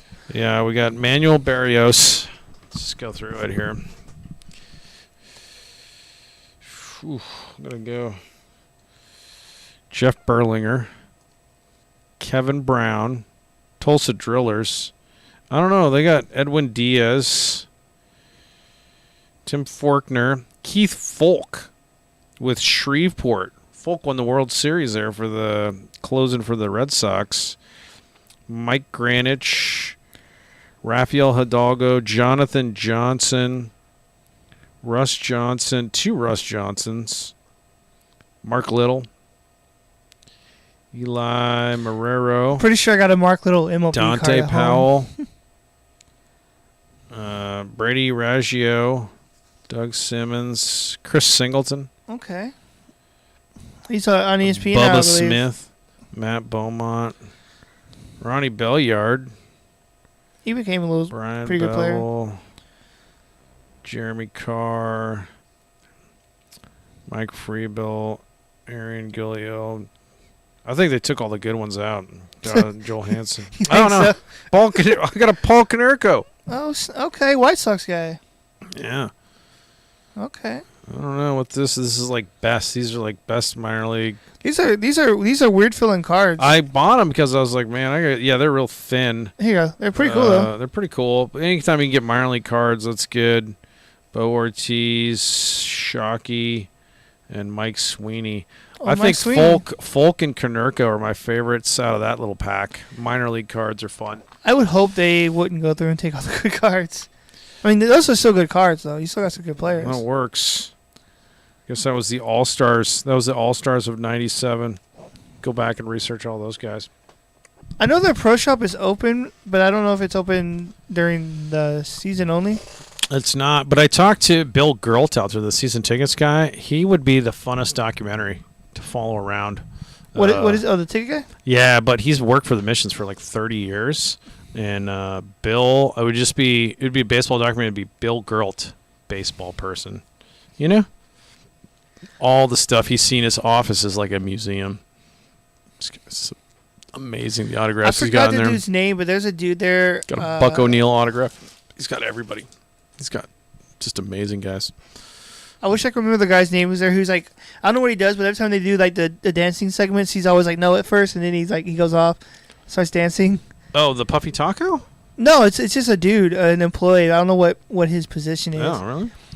I think he might be in charge of the events, possibly. 'Cause I'm trying to think who it was that asked me to participate in the chugging contest that I did. Oh, I see. That guy. Yeah, I think it was him. I don't know his name, but he's always like, every time they do a dancing segment, he's always like, nah, I'm good. And then he starts dancing. It's kind of funny. Man. But Yeah. No, it's a good time going out there in Nelson Wolf. A little bit of a drive, but not that bad at all, honestly. I went to a couple games this year. It's always good. Always good. I always try to go to at least a couple every year when I have the time. Got to get out there. Got to go. The LMB is coming back. It was such a big success. Next year, same time? Yeah. I wonder if it'll be different teams because, Probably. I mean, the Arceros and Saltillo and Hey, another jersey I can add to my one jersey collection. right? And Monterey, like, is pretty close, but, like, I'd be interested to see if they got different teams. It's so much fun. I think it was cool to like, okay, what team am I going to root for? Obviously, it'll be great to watch both teams play, but what team am I running with this series? Man, I'm going to be, it was so much fun. And who did his address? Oh, Bill Gurlt got a Pablo Sandoval autograph. Oh, wow. While they're up here on a Mexican League ball. But I would love, I told him, I was like, man, I would have loved to have gotten Vladimir Valentin's autograph, but I missed out on that. So there's that. Here's a funny Mission, a stadium dirt story. So hanging out at the game, and my piano teacher could make it, Jay Frill, and he's a Reds fan, and he goes, man, I don't know why it matters, but it just feels like if you could get like dirt from a mound where Fernando pitched or something from like Dodger Stadium, you just put that in a jar and put that on the shelf, and you just feel like who's touched that dirt? Who's pitched off of that dirt? And I know they change it out and put in new dirt, and it doesn't really matter. But as a fan, that just seems super collectible to me, right? But it does matter because if they change out the dirt, that means only so many people have touched it. Right. Only so, but like maybe like a little molecule or something. I don't know why that matters, but I just think like dirt. It's like when people take a chair from a like a seat from a stadium that's being demolished or something like that. You know, Which I would love to get my hands on. Cool. So, like, I just think, like, if you got dirt from the batter's box at Wrigley, you'd be like, oh, man, you know, Ernie Banks standing on this dirt, you know, or like a mound from where Fernando pitched or something like that. You see that dirt? Ryan Sandberg was on that. Right? Like, I just think that's kind of neat. So, when he was a kid, his dad took him to Riverfront, and there was, like, it was like a promotional thing where the kids could run the bases. And his dad goes, when you run the bases and you come around home, fall down and fill up your pockets with dirt. Oh my God. And so he did. He like ran home and then he grabbed a bunch of dirt and stuffed it into his pockets and got it home, and then they put it in a jar, and he's like, I still got it back at my house somewhere. It's like a jar labeled, you know, Riverfront, like 95. And I go, that's awesome. That's really cool, you know? Like, did Eric Davis, you know, play on that? Like, I don't know. Like, I just think it's cool if you could collect dirt. I would like to have an entire wall of jars of dirt from different stadiums. I don't know why. It's just one of my many dreams and thoughts. Well, that's right, because you said he was a Reds fan, so Riverfront. Yeah, would make sense. he's from Ohio, so Riverfront would make sense then. Yeah, that he would go there quite often. But yeah, so I'm saying, if it takes getting arrested, like, are you willing to break into a stadium at night? I would say, yeah, I think it's worth it. And when you're in jail, like this guy told me to do it, and I would just completely deny. I don't know what you're talking about. It was a joke on a show, but seriously though, break in and steal dirt from stadiums, or send your kid out there to flop around when they run the bases. Get that dirt, start collecting it. I got to work on that. So here's what I want you to do. I'm gonna have to get Liam on that. Just like every time they run the bases, like, dude, here's like, I'll line your pocket with plastic. Or like the one that fill it up. The one at the Seguin Stadium, Smokey Joe. That'd be a good one to have. Tell him to fall down and take some dirt, put it in his pocket. So that one will be easy. I can get that. We can get that ourselves. But any stadium you can get to, we can get ourselves. But it'd be more interesting to have your son fall and do it that way. That'll be his practice stadium. It'll be a story. Yeah. That'll be his practice stadium. But you got to redo it, son. You got to get it right. Let's go. Get your hands on some Fenway dirt, some Wrigley dirt, man. Just start getting that dirt, man. Collect that. That might be harder to get. I don't know. It's like, foul balls are pretty hard to get, but yeah, man. All right. I don't know. Left on my but that segments. would be, if I was going to take anything from a stadium, it would definitely be a seat. Yeah, that'd be my most sought after, I think, item from a stadium. Would be a stadium seat. Yeah. Would you like put it in your living room where you could sit and watch some? Yeah. Yeah. I would put it awesome. somewhere like in this, or put it in the garage where, you know, go out there and hang. But I would definitely use it. I wouldn't just have it. I would use it. Man, 69 mega. How do we block? Can you block? There must be a way. Honestly, hold on. There's 3 dots that go maybe. Oh yeah, you can block them and you can report them. Yeah, can you block and report that somehow? That would be great. So the other thing I was going to talk about, I got from just hanging out in Bill Geralt's office. I should report them for promotes terrorism. I don't know. I'm going to promote them for pornography or yeah, something like that. I don't know what they're doing, but that'd be funny for promotes terrorism. They're promoting something, but they're filling up. We have all these other fans waiting to chat, and they can't. You know, we have 69 hundreds of people want to chat. Hey, like I said, I'm not opposed to wearing a hat for sponsorship if you want to pay us. Or a T-shirt. So Biz Mackey, have you ever heard of Biz Mackey? I've heard of Biz Markie. Biz Markie, one of the greatest legends of hip hop. But Biz Mackey, very close, from around the Luling area. When you look at his, is that in Pennsylvania? No, Luling's just past Seguin. What am I thinking of? I don't know. But born in and around Texas. When you read his Sabre bio, it's not entirely clear, but Biz Mackey, baseball legend, and he was a catcher. And a lot of times when you talk about the Negro Leagues and catchers, the first name to mind is Josh Gibson. We had a Negro League tier team in San Antonio at one point called the Black Broncos. Well, I think it's the Black Bronchos. Bronchos? That's what it could be. I've seen both. Okay. So And I'd caveat about talking about the Negro Leagues. I'm assuming most people that are like baseball fans understand the nomenclature, but maybe if people don't understand, like these are severely outdated terms because like he played in the ECL. And when we use these phrases, no harm is meant. It's the nomenclature at the time, and for historical purposes, it is not PC. But the ECL was the Eastern Colored League, and Biz Mackey played in that. And then you have teams like the Black Yankees and the San Antonio Black Broncos and things like that. So. And the Negro National League and stuff like that. So Biz Mackey, a legend of all these leagues because he was a player and played in so many of these different leagues, and then he became a manager and was very influential in a lot of guys' careers, and specifically Roy Campanella, who I have behind you in this picture hitting, which is a really great picture of two great catchers of Roy Campanella hitting and Yogi Berra catching up in that. And I don't know if you can see it with the glare, but it's there. Campanella played, speaking of which, Philadelphia guy.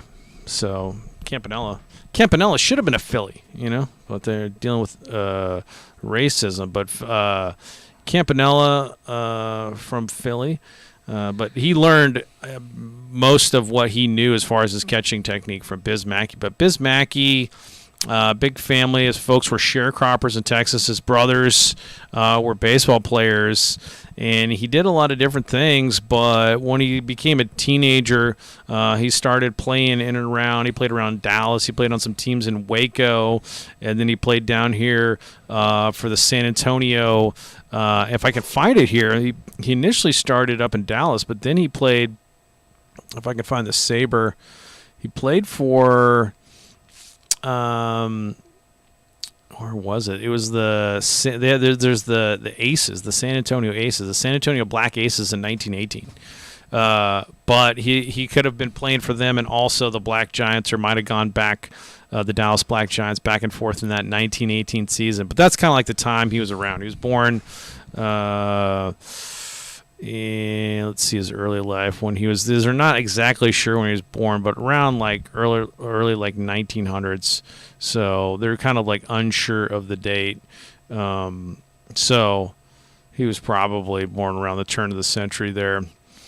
But Biz Mackey, great catcher, and he eventually got up to the National Negro Leagues with the Indianapolis ABCs. But good hitter, great player, one of the first guys that would just throw from his knees, because he had that kind of Pudge Rodriguez cannon. And you know why they called him the Biz? Nope. Okay. That was a rhetorical. I just wanted to poke you on that one. But it's because he was super chatty. He's a super chatty guy. He was trying to get in the hitter's head as they came up to the plate when he was catching. And he caught and pitched and did all this stuff. But he would try to distract him and give him an earful while they're at the plate. It's called giving him the business. Like the guy from The Sandlot. Like the Sandlot catcher. And Thurman Munson. The catcher who'd always be talking smack. That's right. Give him the business. So that's what it was when he was. Nobody says that anymore either. No someone's like, give him the business. Give him the business. The Indianapolis ABCs and the ABCs. Yeah, that was the name of the team. The That's Indianapolis funny. ABCs was one of the teams, but he played for so many teams. If you look at his bio, Hilldale Daisies, he moved around quite a lot, and he did winter ball. I want to say like 1 year in the Dominican. Or the Caribbean, I think he didn't really do that. He would spend most of his time, he'd go out to California and do his winter league stuff playing California winter leagues, which was integrated. And so he would play out there on white and black, mix of white and black teams. One really interesting thing about Biz Mackey, besides the fact that he was a great player and ultimately became a great manager, he, I believe it was in 1927, and a bunch of 1926 or 1927 other Negro League All-Stars went to Japan on kind of like a barnstorming tour. And I don't know if you've seen like all the shadow ball routine where they do like the juggling and hide it behind the back and kind of like pop it to each other. And it's really cool. It's kind of like a pregame fun thing, but they would do that. And then also the Negro League players that went on this it was like called like the Black Entourage. They would go to Japan and play American baseball. And Japan wasn't crazy baseball at this time, like in the 20s, in the 1920s. They're kind of getting introduced to it. And they understood that if you went in there and beat a Japanese team 20-0, wasn't really going to be that interesting to the Japanese fan. You know what I'm saying? So they had the sense, the showmanship and the sense and the promotion of baseball sense to kind of make it a competitive game, which is like light years ahead, understanding the promotion of baseball. And Biz Mackey and the other Negro League players that went there were like real respectful of like Japanese culture and kind of their sense of honor in like behaving. Like he got hit by a pitch and he like bowed. Like the pitcher bowed to him like I'm sorry, and he bowed back. So they were like really a fun team. Like he hit a home run at the Meiji Shrine Stadium in Tokyo, and this is a really big stadium. It's in Japan. It's also apparently where the Yakult Swallows play, who are in the Japan series this year. But he had a home run there that people like couldn't believe how far he hit it. And so like this kind of tour that they did, and I'm not sure, they definitely did it that one year, but I think they went back a number of other years, really laid the foundation for a lot of American baseball love and kind of like turning up national interest in baseball. Was Biz Mackey and dudes like Rap Dixon, I guess Andy Cooper, these other stars traveled to Japan, 48-game tour back in the 20s, because there is a very famous trip of Babe Ruth going to Japan in 1934, and he played at that same stadium. But people were excited to see that, but a lot of it was because the groundwork was laid by Biz Mackey and these other Negro League All-Stars. So isn't that interesting? They went to Japan and did all that. Interesting fact for your trivia, if you're interested in this kind of stuff, which I am. So this stadium where Biz Mackey hit this huge home run in Japan is Meiji Jingu Stadium, and it's the home of the Tokyo Yakult Swallows. Also hosts college baseball, of course, the Tokyo Big Six, Japan, and the Toto University Baseball League. But it's only one of 3 stadiums that still stand today where Babe Ruth has hit a home run. And those fields are Wrigley Field in Chicago, Fenway Park, Yankee Stadium's gone. It's now new Yankee Stadium, so there's only 2 far, and Meiji Jingu Stadium, Japan. Only 3 fields left where a Babe Ruth homer has been hit. And then, what do you think of that? I think that's a good trivia question. Should we like host trivia nights? I think that's something we feel like we should do. I like that stat. But Biz Mackey inducted to the Hall of Fame in 2006, I believe, and settled out in California. But apparently he was a very gregarious trash talker. Everybody liked him, and maybe one of the best managers of all time, and was instrumental in Roy Campanella's career as he was in Larry Doby. And Larry Doby, of course, broke the color line in the American League. Jackie Robinson broke it in the National League, and then Larry Doby with the Cleveland Indians. We'll definitely we should host some kind of game night. Something. Right? There must be like a baseball trivia night. I don't know. We'd have to like make it like obviously easier questions, because some people's like, I don't know that. I don't know. It like depends on the crowd. Like if we did it with a bunch of Sabre people, it would be like I would definitely get exposed. You'd really have to dig deep. Like, with some dude, knowledge. you don't know that much about baseball, because these people know so much about baseball. It'd be cool to host something. Yeah. Host a get together or something. That'd be fun. So there's Biz Mackey, and Luling claims him as their Luling, Texas claims Is that them the as same company? just like we in Seguin have Smokey Joe Williams. We say that because they were really, as far as we know, Smokey Joe Williams. Is it the same city that puts out that beer, that Yuling beer? I don't know. They No? they do I think Oh. Luling's known for like the watermelon festival, I don't know and then they shit. got a I'm really just making- good they got a really good barbecue out there.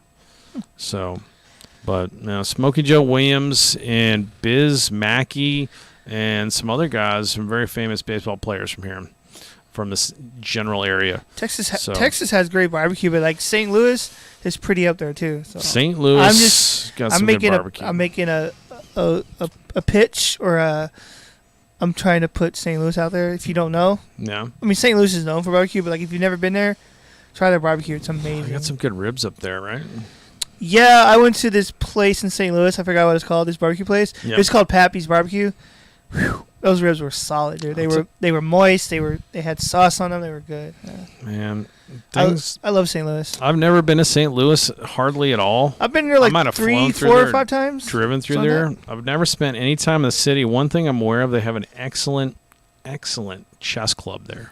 They got great beers. They have a beer called Stag. It's really Really? good. Yeah. It's good. Yeah. Well, they got the Budweiser folks up there. They also have they are known for their fried ravioli, which is also really fucking good.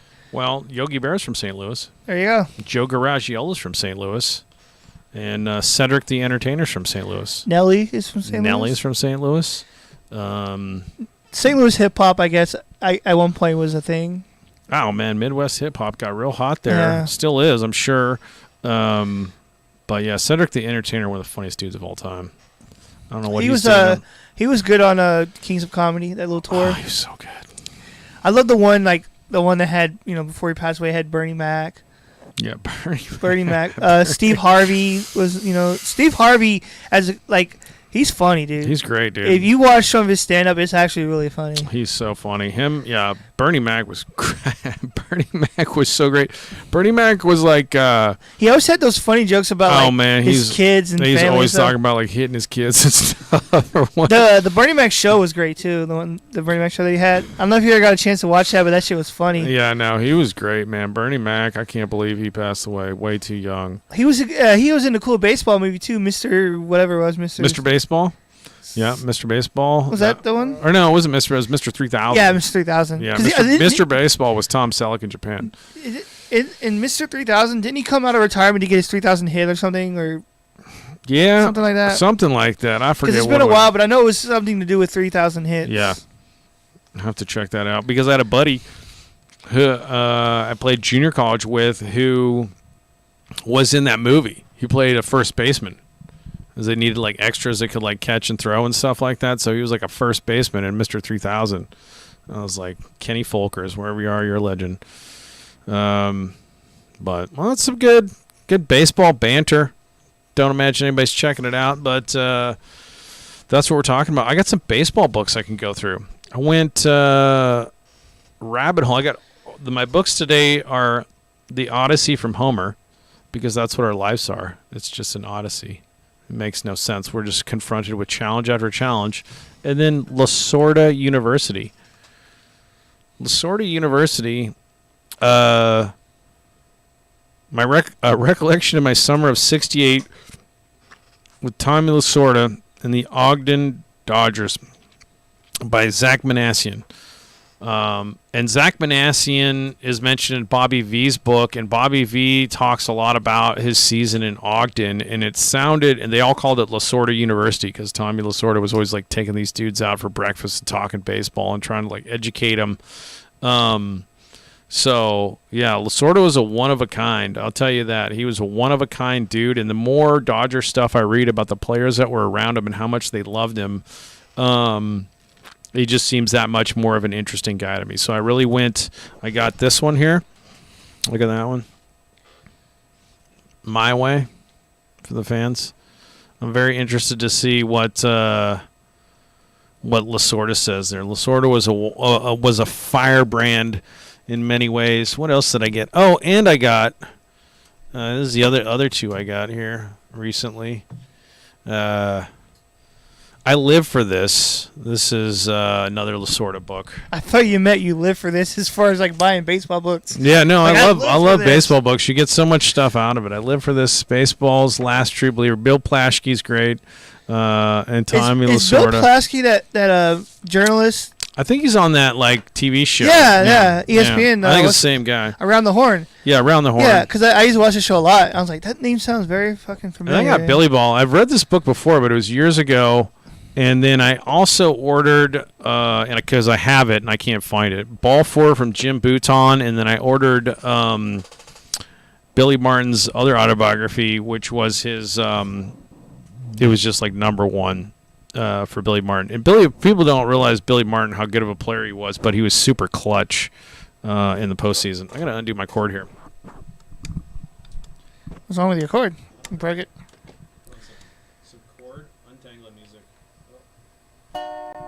He's played some music.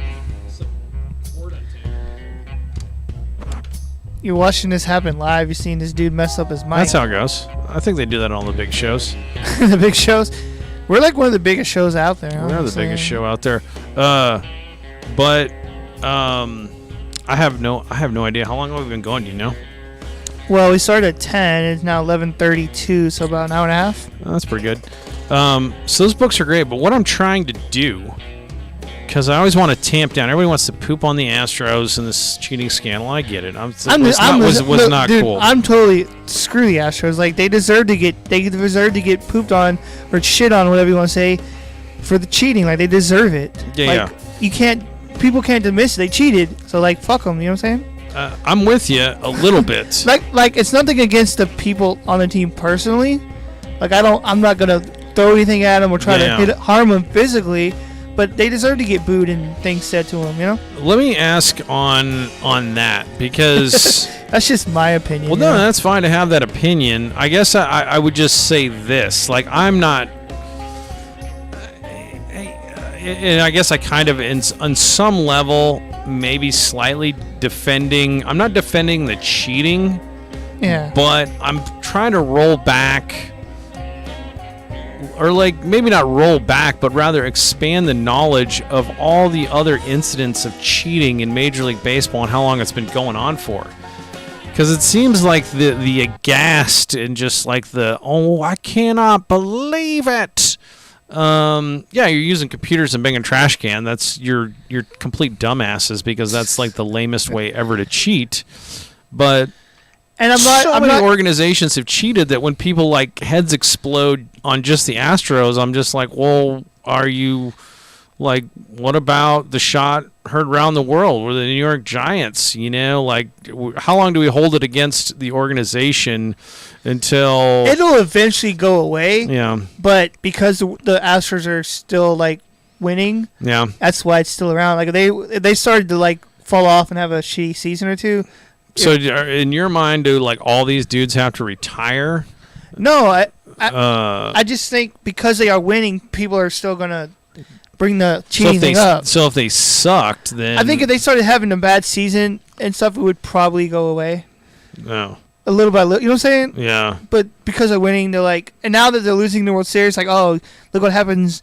You're not cheating anymore. What's your thoughts on Tom Brady and Deflategate? Because that dude was easy to hate with the Deflategate, but then they won all the time. So at some point, well, according to like other players and according to like experts, deflating the ball doesn't like in that temperature really doesn't do a whole lot because it deflates anyway. Yeah. I don't know.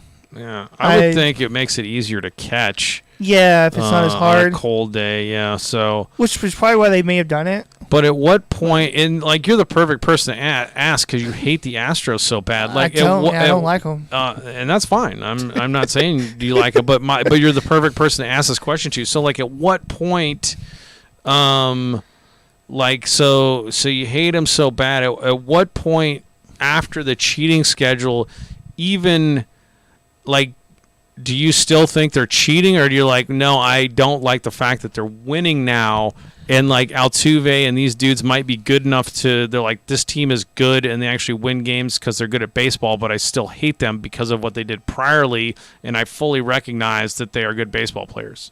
Well, okay, obviously they cheated, and that was what kind of tipped it for me. 'Cause Yeah. I didn't like that franchise anyway. Yeah. Before the cheating, But you love Dickie Thon. yeah. Before the How cheating, can you not like Yeah. you love Dickie Thon? Dickie Thon was great. Before the cheating, I didn't really care for the team. I didn't hate them. I didn't really care. Yeah. But once they cheated, I was like, okay, yeah, screw this team. Yeah. But now they're probably not cheating like anymore in terms of that level Yeah. of cheating. But yeah, it's obviously not that level anymore. Yeah. It just sucks that they're winning. Yeah. You know? Like, what if you found, like, I mean, now I guess it's like because we're in the moment now, but I mean, I don't know. Like, it's total hearsay too because nobody ever caught the Twins cheating in the Metrodome. But there are rumors about that forever, and it's just like it's probably just like the buzzer theory. I shouldn't even repeat that because it's never been proven, and it's just like BS. So like, I'm not saying the Twins cheated at all. They didn't. They won World Series fair and square. But like you hear these things, but then that's why I keep buying these Billy Martin. I bought Waddy Ford's autobiography, and then I'm getting Jim Bouton's Ball 4 because I'm trying to find the passage in the book because I didn't dream it up where the Yankees cheated, where they had the dude in the outfield with the binos. Like, I'm not saying cheating doesn't happen. yeah. I'm just have a problem with that level and that many layers of it. Yeah. If it would have been like one time, 2 times, maybe okay, whatever. But the fact that it was a continuous thing. Yeah. Well, I guess, I mean, so let's say I can find this book. I think it might be in Jim Bouton's Ball 4. If I find a book that has the passage as I remember it, which is a dude in the outfield of Yankee Stadium with binoculars and white tennis shoes, and 1 foot up on the rail is fastball, 2 foot up on the rails breaking ball, and that's however long that was going on, I don't know. But with, like, I understand computers and technology and trash can banging, that is, regardless of technology, it's the same in the sense that it's stealing pitches and passing pitches with somebody like outside the field to the hitter somehow. Whether it's a trash can banging or tennis shoes on the tennis rail, would you agree that that's essentially the same scheme? We're trying to steal pitches and we're trying to get that information to the batter. So are you saying that like foot on the rail, the same thing as banging on trash cans? Well, yeah. Is that the same level? Well, I don't know. Well, that's what I'm asking your opinion on. I would think it is because you're not banging on trash can, but you're having an object or something that people can see. Right.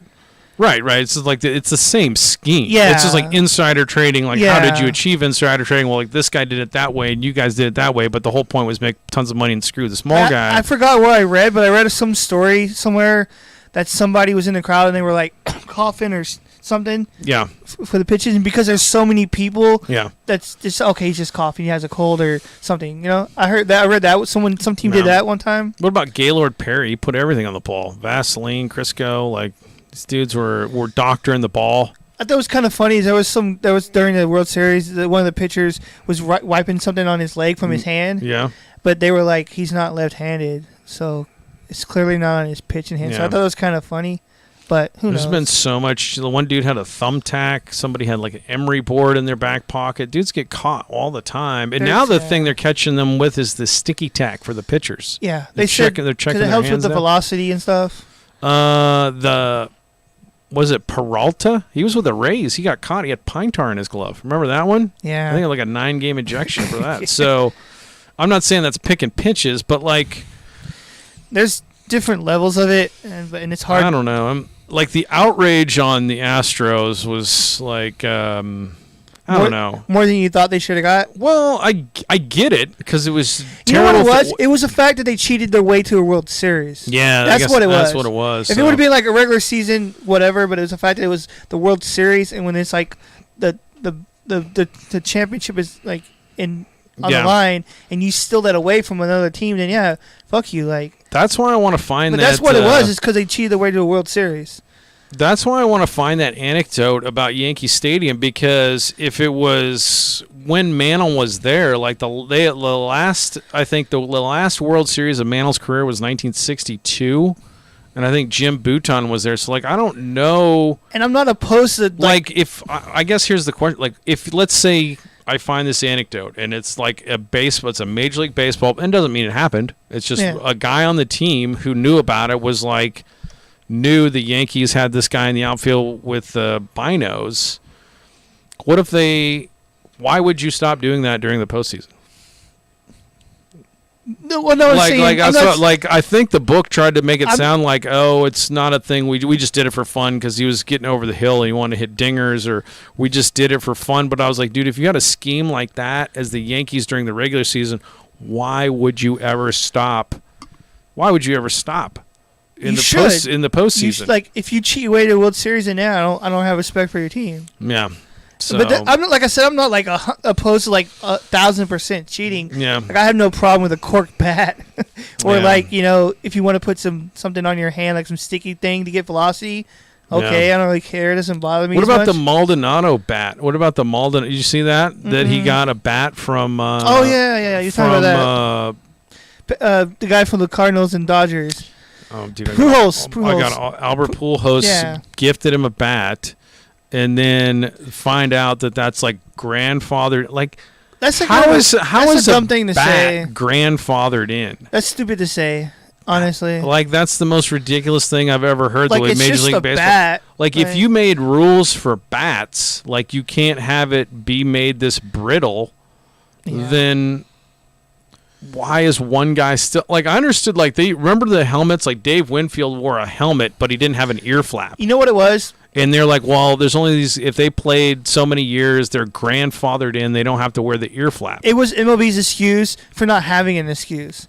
Yeah, that was kind of like ridiculous. I don't know why, but it was grandfathered in. Just something to say. So what Major League Baseball, and they're all telling us, is that had the Cardinals gone to the World Series, Pujols could have been using that bat facing the Astros with Maldonado, and he's not allowed to use the same bat that the other team's using. That's what you're telling us, Major League Baseball? Like, that's flipping insane. That was the most insane one. That's maybe a segment for another show, that whole Maldonado bet. Because then everybody was crapping on Maldonado. They're like, oh, cheaters keep cheating. I'm like, bro, what are you talking about? Pujols is using the freaking thing all year. We just hit 700 homers. What are we talking about? There's so many things to say about that, or different cheating, different levels of cheating. You can grandfather in like some rules and stuff, but when it comes to bats, it's just they break all the time. You get a new one. Just say like, this is the specs you got to have. And I'm sure he had no idea that was even a thing. He's like, what? Yeah, I'm sure he didn't.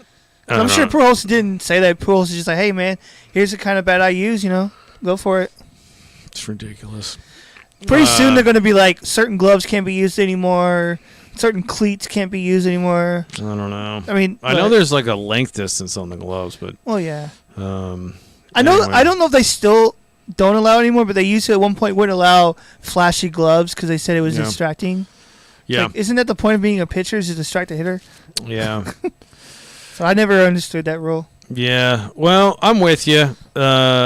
Maybe the Astros should have had like that World Series stripped. And Astros fans, just like the rest of us, are so bitter every time they lose. And but the problem you got there was stripping that based on and the other thing, and this is the other part of the cheating. Like I don't know if you want to strip it, because we just don't know how many other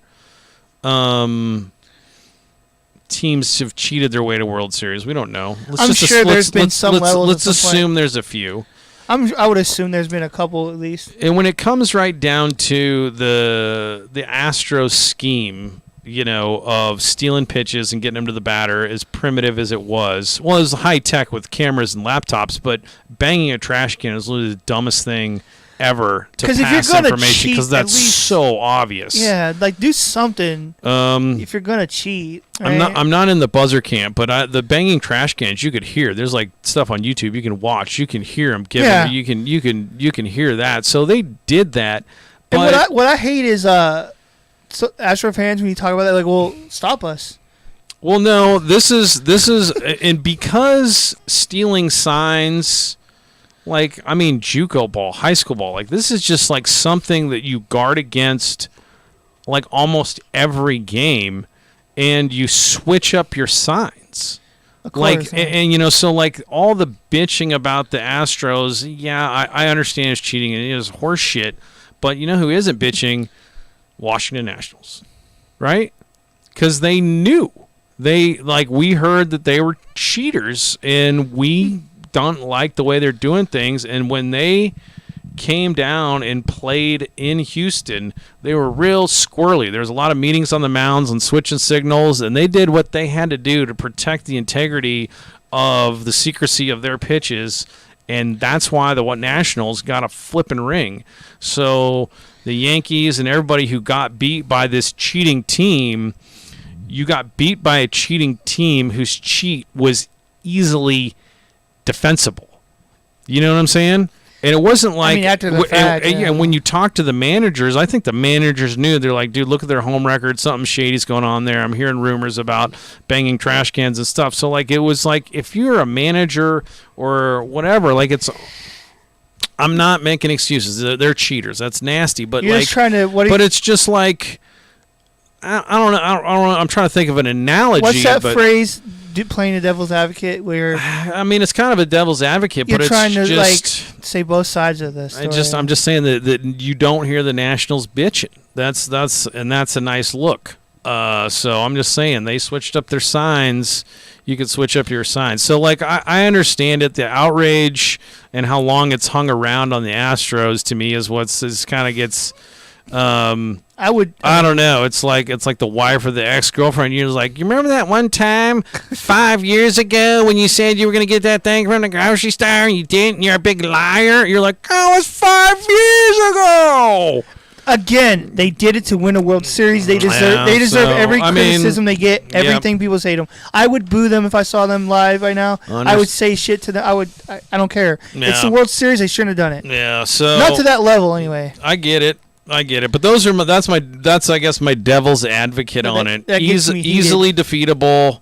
That's you seem like a nag, not you, but I was like get it to them. but people, you know what I'm saying, like that it's just like I'm like, oh man. I get what you're saying, but again, they deserve it. Yeah, all right. I respect your opinion, and they deserve all the trouble that they've got because you reap what you sow, and if you're stealing pitches, you can't get upset at people for hating on you after that. So I'm not saying stealing pitches does, again, for the millionth time. I'm not opposed. Yeah. Like, I know still signing is a thing. Yeah. That's not what I have a problem. So the level they went to and how long they did it and the fact that they did it to win a World Series. That's my problem. Yep. So, yeah. Well, it'll be interesting stuff. Nothing against the city of Houston or the people of Houston, but well, I'm going to find my Yankee one because I'm going to roll that out every time the Yankees want to complain about the Astros. I'm going to be like, oh yeah, well, what happened in the '62 World Series? 62. Well, I don't know. You know, like when is the forgiveness expiration date on this stuff? 70, 80, 90, 2000. Maybe 50 years later. 50 years later? Maybe just like these guys. No, I don't think there's any organization out there who's absolved from some kind of hijinks. Some worse than others, and that's a bad one. The Astros season next year is terrible. They might hopefully not bring it up as much because, like, well, they're shitty now. Yeah, well, I don't know. I mean, I don't know if they're going to be... They're not going to be terrible next year, I don't know if they're going to suck, but I'll tell you who's going to be better is the Rangers. Rangers are looking up. Look out for them Rangers in that AL West. Kumar Rocker is looking real good. Oh, what's his face's son? Well, Leiter. So Kumar Rocker isn't John Rocker's son? No. You're thinking of Leiter. Leiter is because I remember Jack there was Leiter's somebody, Al Leiter's son, and he was a first rounder. I don't know if he's doing like some arm rehab or what's up with him, but don't waste him in the minors. Bring him up. So hopefully he's up starting next season. Looks like Kumar Rocker should be up with the team next season, and then you got some dudes hitting better than you thought they might, and spend some money on the bullpen. I will say this about the Rangers. Yeah, that city is very fair weather in terms of rooting for them. Yeah. It's like, being from there, I would go to games when they were not that great, and there'd be people there, but it wouldn't be that much. But then all of a sudden, they started winning, and everybody wanted to go, and act like they were huge fans. So like, where were you guys last season? But it's like I said, every now and then I'll root for the Rangers. I'm a baseball fan. I'm a hardcore baseball fan, and teams that I have allegiance to is really tough. I have allegiances to team, but like I also root for a lot of other teams. Yeah.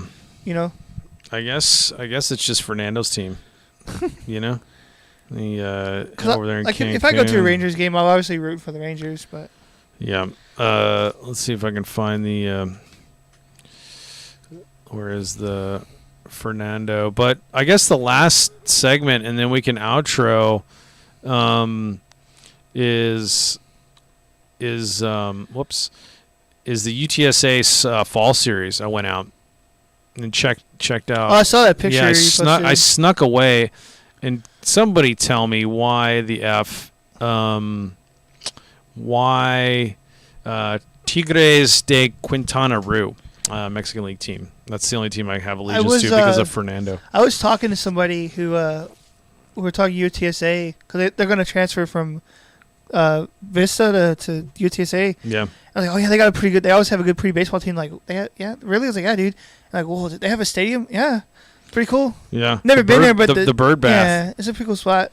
But it was a gorgeous fall day, and it was hard for me to sneak away because of the boys. But Teddy went down for a nap, and then I had to go pick up the cat from the vet, and I was like, I'm gonna go up and catch a few innings. I really want to see the fall series and see what UTSA is shaping up. They got some good young ball players, and I'm a homer. I guess if I have any allegiance besides the Fernando Valenzuela, UTSA, but you got to replace dudes. You got to replace dudes. You know what I'm saying? Like if you look at last year's stats, you got Ryan Flores is gone, Bailey's gone. Is Tapia still around? King is gone. Tapia's gone. These guys are off in successful business you got Malone world. coming back, though. Malone is huge coming back. Sammy Diaz looked awesome. He basically laser beamed a ball to deep right center. Stud, man. We got to see him hit in Colorado. Dude can hit. 531 foot homer. But for most mortal human beings, I think it would have just been a line drive over the second baseman. But he just hit it so hard. It basically almost went over the fence. Center fielder tracked it down, and then Fisher Kingsbury, a few innings of work, and some other guys that I need to research. The one notable play that was unbelievable was this freshman named, because I didn't have his name until his dad walked over and we were talking about the catch. His name is Ty Odom. He's a freshman from Kingsville. And he was playing right, and this dude Texas. Crushed one, and he was running I understand when you run and you get close to the fence and you slow down or whatever, but he straight up just ran full speed into the wall, and he caught the ball. He didn't drop it, he just caught it a second before the wall at full speed, bounced off the wall. And then he was down. I was like, oh, man, I don't know if that dude's going to get up. And then eventually he rolls up and gets it, but unbelievable. Unbelievable sellout play. They call him all out. He goes all out at all times. Yeah. I don't care about my body. Somebody slamming to his wall. Yeah, Ty Odom. So, I mean, if he's an example of the type of dudes they're bringing in the shortstop's real good. If I can pull up the UTSA baseball roster, but they had because he played TCL too, but they got a good squad this year. If I can look at the roster, the 2023. Do you think this year they'll make it to the playoffs? I mean, it's a lot of new dudes. Yeah, it's so hard. I guess they don't have the full roster yet. So. Do you have any UTSA baseball gear? Have you bought a hat yet or a jersey or anything? No, I need to get some. Because they have them at the games, right? They have a little merch booth or something. Yeah, I guess that's it. They don't really have. But if you go back to 2022, we should get everybody. Let's go there. But Tap's gone. Isaiah Walker's coming back. He looks good. But a lot of dudes. Matt King, Chase King is gone. That's sad. But don't cry. but they got their good reliever back too. I think Pauston's coming back. So Big Nasty Serdashny. Big Nasty Serdashny. What was it? That guy you were calling some nickname and he didn't like it. Oh, Davey Wilson, Gravy Davey Wilson. I thought that was funny. I like that nickname. It's kind of cool. Jay Ward, I watched Jay Ward pitch some. Daniel Schaefer's coming back, so he was the closer. Big Shafe. So, I mean, I'm looking for them to do some good stuff. They got some arms. Sammy Diaz behind the plate. But yep, it'll be things are looking up. Hallmark and Coach Aguayo and those guys putting it together out there. So birds up. That was fun to go check out that. And that's the baseball roundup for 3BGB, bud. Also, can I I'm going to close this out with something like, for people that, like, it irks me that, like, when they listen to this show, they don't talk about us or things we talk about. The first thing they talk about is my cussing. Well, fuck them. And I really don't appreciate that. I really don't like it. It's like the first thing you're talking about is my cussing rather than the content that we're actually putting out. The genius content. Like, you could say that at the end, like, oh, you guys were great. I enjoyed this segment, or I didn't enjoy this segment. I feel like you're talking to one person specifically.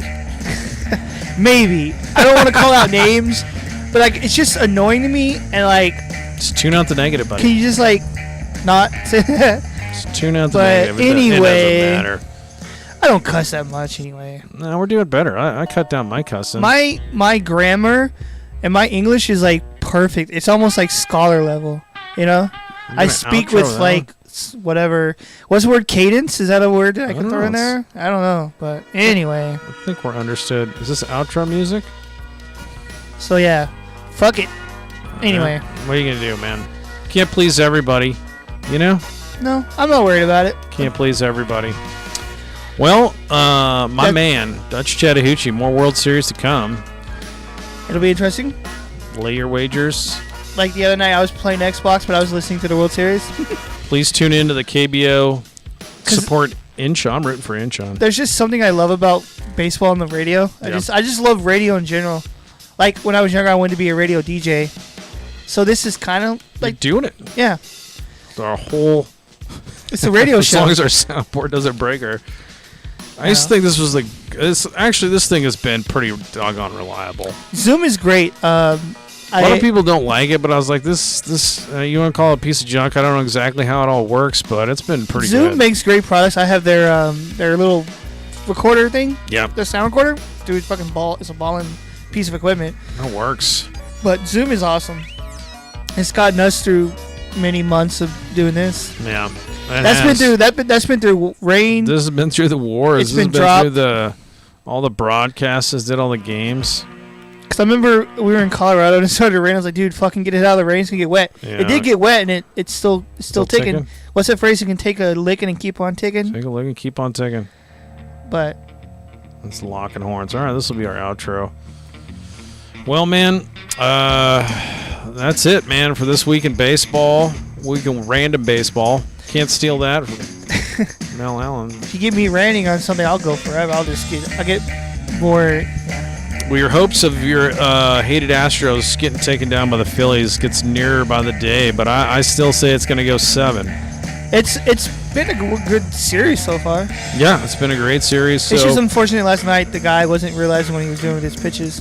I don't know if he was or if he was, but like you're seeing on Twitter, everybody thinks he was, and the body language from Harper and Bohm was such that it seemed very much possible. And then the resulting 5 homers also indicated that something was up with McCullers. But good pitcher. Yeah. Hopefully he bounces back. But I don't know how you do that, honestly. You got to work on it. And then now you're thinking about it. That might throw things off. So. Kind of like when a kicker in the NFL, kind of his kick is off, and he overthinks it, he just can't ever kick again. No, it's in your head.